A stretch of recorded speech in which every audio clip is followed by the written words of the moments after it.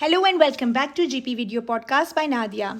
So today I received the latest edition of Australian Journal of General Practice, and I was looking actually at the topics that were there because I really like to share articles with you. So the topics that were there were number one was stopping antidepressants and its effects. Safe script prescription monitoring system, exploring access to medicinal cannabis through GPs, steroid-induced psychosis, providing effective treatment for BPD, health anxiety in adolescents. So I thought that I should actually read about stopping antidepressants and also share the article with you because stopping antidepressants is one of the concerns that my patients usually have.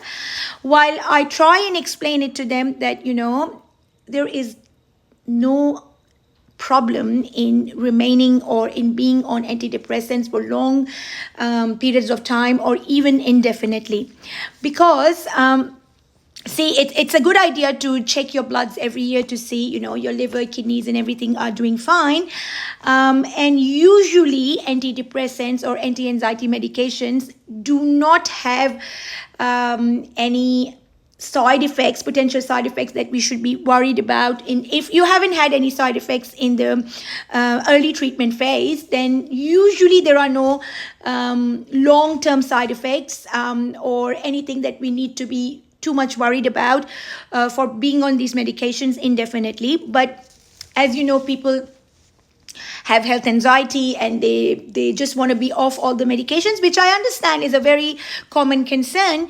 But with antidepressants, especially getting off them like that, like without gradually, coming down the ladder or without gradually weaning yourself off, can be really very dangerous.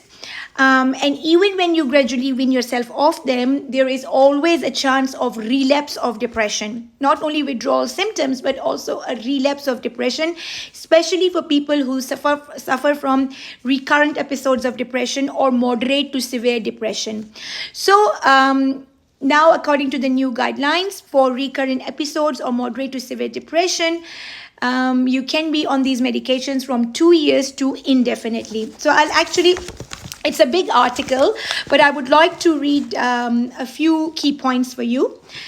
So it says antidepressant treatment for moderate to severe depression in adults is effective. Number one, discontinuation of antidepressant medications might lead to relapse of depression.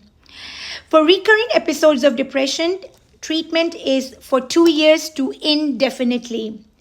Recent research shows there is a high risk of depressive relapse on discontinuation of long-standing treatment.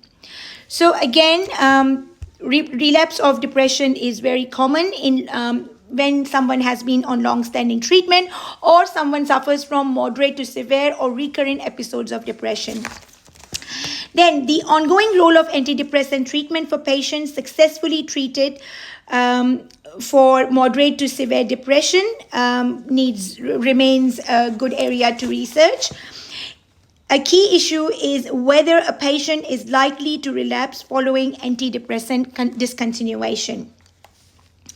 While acknowledging there is concern whether some withdrawal symptoms might be mistaken for relapse, the Antler RCT long-term follow-up study demonstrates that there is a very substantial risk of relapse after discontinuation of long-standing antidepressant treatment. For patients in primary care, this indicates there should be a clear and careful discussion with them about whether discontinuation is feasible for them or not. It is important to highlight to the patient that withdrawal symptoms are common, and so a staged process of slow medication withdrawal, particularly for high doses, is important. Follow-up is needed to review symptoms and consider relapse. In shared secondary psychiatric care settings for patients who are more likely to have recurrent depressive episodes, discontinuation might not be advisable if patients are in successful remission, given current recommendations to treat for 2 years to indefinitely. Again, as this tells us that, first of all, discontinuation should be done very, very, very meticulously and very, very slowly and gradually. Plus, patients who, like, have got moderate to severe depression and suffer from recurrent episodes of moderate to severe depression, discontinuation would not even be feasible. Like, they can be on these medications indefinitely as well. So there is no issues with that. But there are issues with discontinuation. First, we can have withdrawal symptoms if we do not discontinue, nicely. And number two is relapse. Relapse is very, very important. So yes, please ask your GPs before discontinuing any of these medications.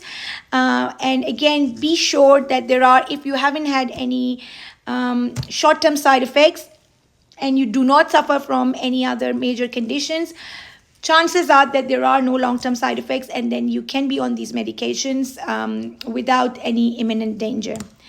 Talk to you in my next podcast.